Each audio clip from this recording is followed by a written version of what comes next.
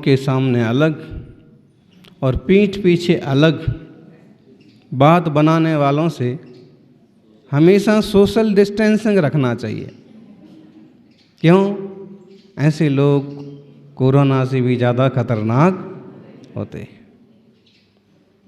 जो सामने कुछ बात करते हैं और पीठ पीछे कुछ बात करते हैं।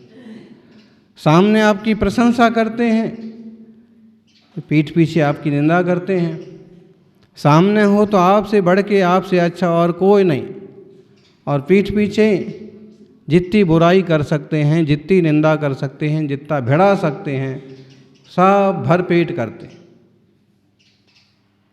ऐसा कोई भी व्यक्ति हो कोरोना से कम खतरनाक है, सबसे पहले वैक्सीन उसी को देना चाहिए।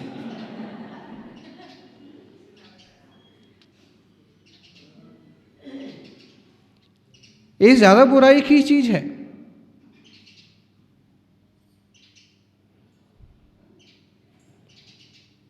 आप चाहो तो ना किसी की निंदा करो, ना किसी की प्रशंसा करो। आप कुछ उदार दिल के हैं, बड़े दिल के हैं, तो आप चाहें तो प्रशंसा करें, अमुक व्यक्ति के अमुक गुणों की प्रशंसा करें और निंदा बिल्कुल ना करें। कभी कभी ऐसी बात आती है कि अमुक को सुधारने के लिए उसकी कुछ गलतियां बताना ज़रूरी होता है। उसके लिए उचित और योग्य व्यक्ति को ही वो बातें बताना चाहिए जो सुधारने की क्षमता रखता है, या फिर उसी को ही एक अच्छे अवसर पर वो बातें बताना चाहिए जिसे वह स्वीकार कर सके, ग्रहण कर सके। बाकी तो अगर सामने उसकी प्रशंसा करें, पीठ पीछे निंदा करें, और जब ये सब विषय सामने आएगा तो आपके प्रति उसका विश्वास टूट जाएगा, खत्म हो जाएगा। ऐसा करते हैं, सामने सामने निंदा करें, ज्यादती करें, गलत चेष्टा करें, किस समय कब कहाँ क्या करने लायक है, इसकी जिसे समझ होती है वो प्रज्ञावान कहलाता है, प्रज्ञ कहलाता है।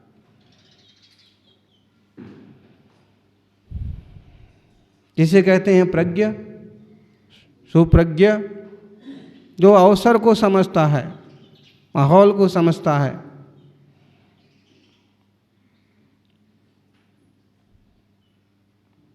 परिस्थिति को समझता है और उस इंगितज्ञता पूर्वक जीवन का अच्छी तरह से निर्वहन करता है, सहयोग करता है। किसे कहते हैं? संप्रज्ञ, संविज्ञ, समझदार से समझदार, उसे कहते हैं प्रज्ञावान हैं। और एक तो उपाधि भी इस टाइप की शास्त्रों में आई। प्रज्ञाश्रमण नाम के एक मुनि हुआ करते थे। एक तो प्रज्ञाश्रमण रिद्धि होती थी, फिर एक प्रज्ञाश्रमण, गुरुजन उनको प्रज्ञाश्रमण कहते थे, और वे संघ की अमुक अमुक व्यवस्थाएं देखते थे कि किस जगह शुद्धि के लिए उपयुक्त रहेगा, किस जगह आहार के लिए उपयुक्त रहेगा, किस क्षेत्र में चतुर्मास उपयुक्त रहेगा, वो प्रज्ञाश्रवण मुनि। और फिर बाद में वर्तमान युग में भी प्रज्ञाश्रवण नाम की उपाधि दी गई है। अरे बहुतों को दी गई है, अमित सागर जी, देवनंदी जी, गुरु जी ने हमको भी कहा था। तो मतलब क्या है? जो ये प्रज्ञ है ना, ये जानता है कि अगर किसी के लिए कुछ बोलना है तो कैसे बोलो। देखो, आप अपने प्रिय से प्रिय व्यक्ति की अगर पीठ पीछे निंदा करेंगे ना तो वो भी टूट जाएगा। देखो, ऐसा करते हैं, निंदा नहीं करना चाहिए। मुनि राजों के तो महाव्रत जो है ना, अहिंसा, सत्य, आचौर्य, ब्रह्मचर्य, अपरिग्रह, उन महाव्रतों की भावनाएं भी बताई कि एक एक महाव्रत की सुरक्षा के लिए 5-5 भावनाएं, 5-5 सैनिक। भावना मतलब क्या?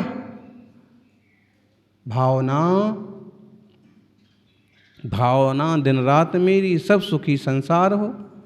भावना मतलब मेरी अंतरंग आस्था, विचार सरणी, भावना भावनाशनी, भावना भववासनी। भावना का मतलब ये यूँ कि बार बार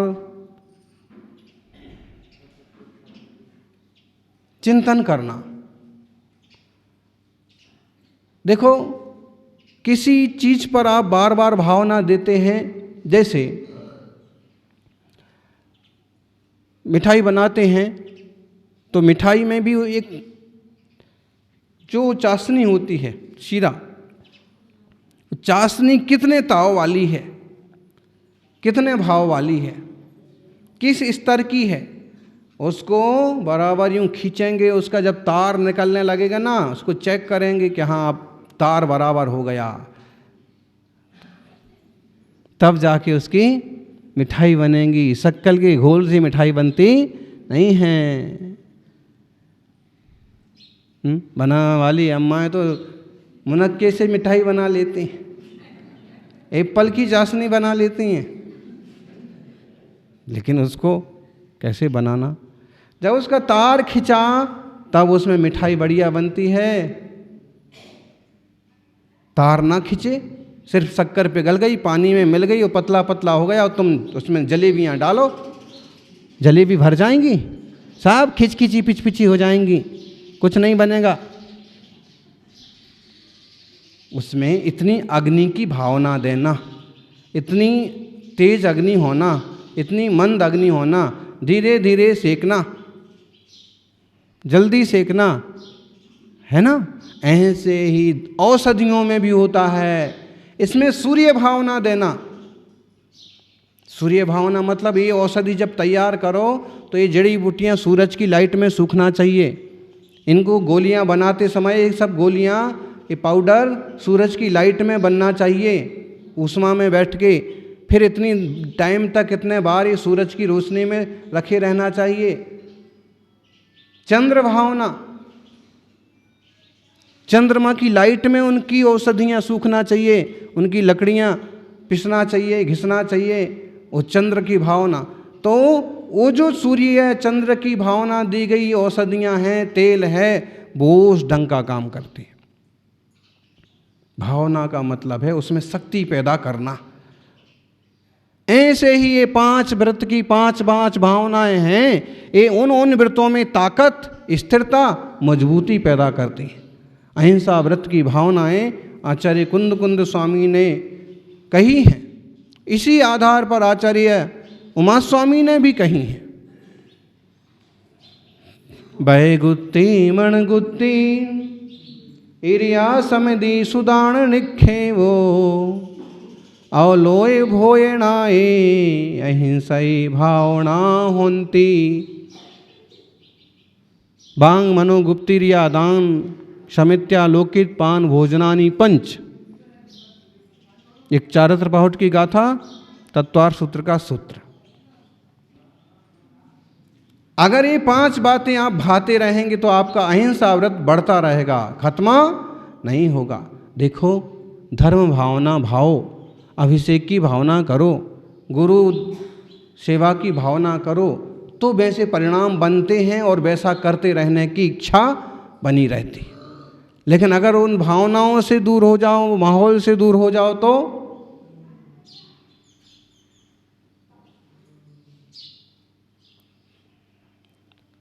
कुछ लाभ नहीं होगा। बांग गुप्ती, बाग गुप्ती, वचन गुप्ती, सबसे पहले तो अहिंसा व्रत पालने को वचन गुप्ती चाहिए। ऐसे वचन मत बोलो जो किसी को कष्टदायक हों।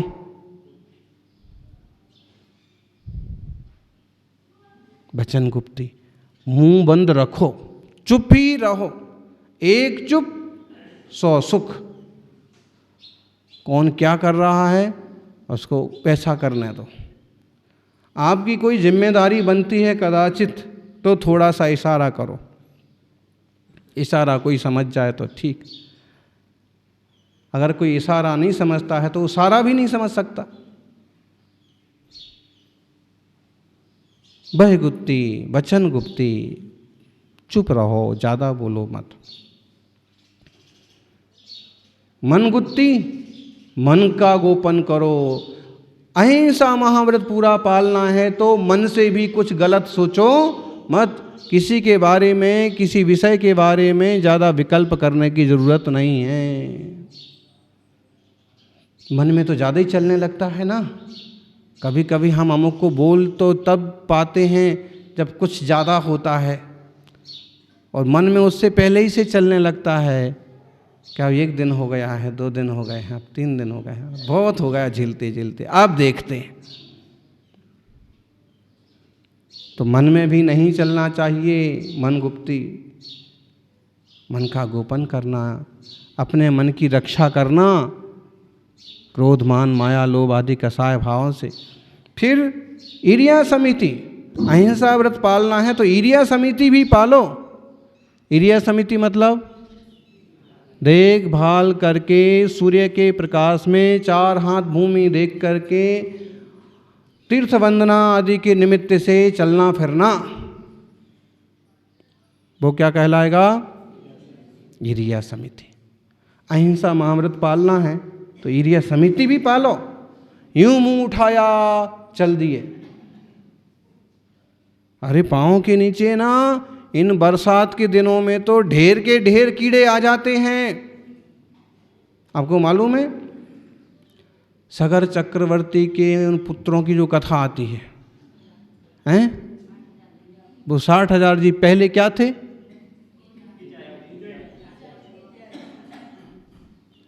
गिजाई।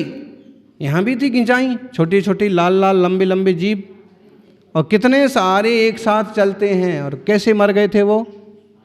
हाथी के पैर से कुचल करके मर गए थे। हाथी ने कोई ईर्ष्या समिति का पालन नहीं किया। त्रियंच है, उसको क्या पता पड़ रहा है, कितना पता पड़ रहा है? कोई एकाध भाग्यवान त्रियंच सुधर पाता है, हैं? और देखो तो मनुष्य भी कहाँ सुधर पाते हैं।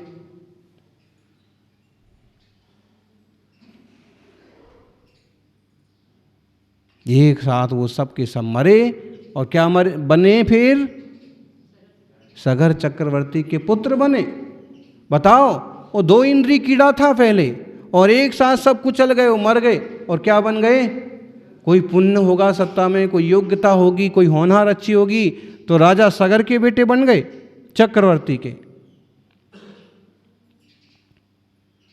मतलब है कि उतना छोटा जीव भी इतना विकास कर सकता है, सोचने की बात है। और खास सोचने की बात यह है कि अपन चलते फिरते हैं तो अपने पाँव से कोई कुचलना नहीं चाहिए, कोई मरना नहीं चाहिए।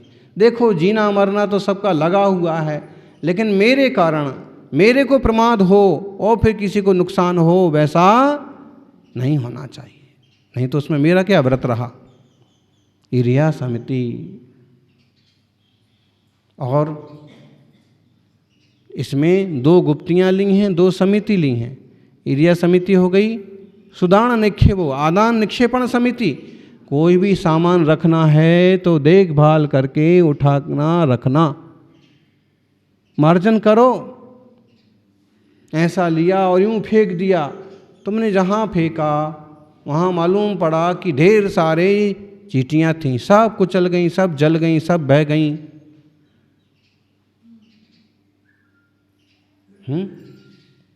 मुनि राजों को तो पालना ही है। कोई भाग्यवान श्रावक भी पाले तो कोई मनाही नहीं है। यूं ढेर सारा बाल्टी में कपड़ा धोया, यूं नाली में बहा दिया पूरा सर्फ का पानी।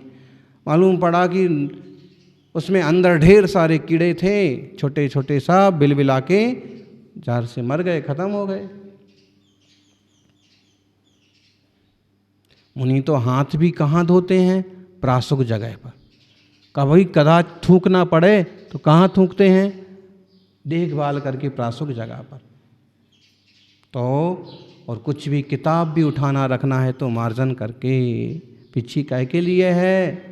स्वामी जी, पिछी किस लिए है? मार्जन करने के लिए। किसका मार्जन करना? जीवों की रक्षा के लिए। किसी श्रावक का मार्जन नहीं करना। हाँ, पाटे का, चटाई का, किताब का, जीवों की रक्षा हो। तो ये आदान निक्षेपण समिति सुधारण निक्षेपो और अवलोय भोजनाए देखभाल करके भोजन करना, दिन में ही भोजन करना। मुनिराज कब भोजन करते हैं? मूलाचार का जिनने अभ्यास किया हो तो उसमें लिखा है कि सूर्योदय से सूर्योदय से 3 घड़ी बाद और सूर्यास्त के 3 घड़ी पहले तक और दोपहर का संध्या काल छोड़कर बाकी समय में 24 घंटे में एक बार मुनिराज आहारचर्या कर सकते हैं। तो अब सबको तो पता हो गया कि अधिकतम मुनि 9:30 बजे से 10:30 बजे के बीच में आहार आदि के निमित्त से निकलते हैं। इस समय में श्रावक के यहाँ शुद्ध भोजन पान तैयार हो जाता है और सुश्रावक पड़गाहन करके मुनिराजों को आहार देते हैं। मूलाचार में तो इसके सिस्टम भी बताए हैं कि जब श्रावकों के घर से धुआं निकलना बंद हो जाए, जब गाय भैंस, अरे गाय भैंस तो सवेरे 7 बजे चले जाते हैं, वो नहीं चलेगा। दूध दुह लिया गया है तो अंदाज हो गया कि दूध दुह लिया गया है, जानवर चले गए चलने के खाने के लिए खेत में। तो ऐसे 2-3 कारण बताए हैं कि धुआं निकलना बंद हो जाए फिर मुनि आहार को जाएं। धुआं निकलना बंद हो गया का मतलब क्या? भोजन, अब पहले गैस तो होते थे नहीं तो उसमें लिखते कि कुकर की आवाज़ आना बंद हो जाए, मिक्सी का भनभनाना बंद हो जाए, फिर जाना। तो अब वैसा तो ये सिस्टम, बच्चे खेल रहे हैं मतलब उनका भोजन हो गया है और वो आराम से खेल रहे हैं, अब आहारचर्या को जा सकते। दिन में अगर नहीं पहुंच पाए 10, 11, 11:30 बजे तक तो फिर दूसरी वेला में 1 बजे से 4 बजे के बीच में, एक सुबह नहीं हुई चर्या, किसी दूसरे गांव से आए थे, कोई कारण बन गया था, तो दूसरी वेला में दिन में ही होगा। ये अहिंसा महाव्रत को पालना है तो भोजन भी दिन में ही सूर्य के प्रकाश में देखभाल के करना। सूर्य के प्रकाश में सूर्य उदित रहते हुए होना चाहिए। अब देखो, अब सूरज नहीं निकला तो भोजन नहीं करना चाहिए।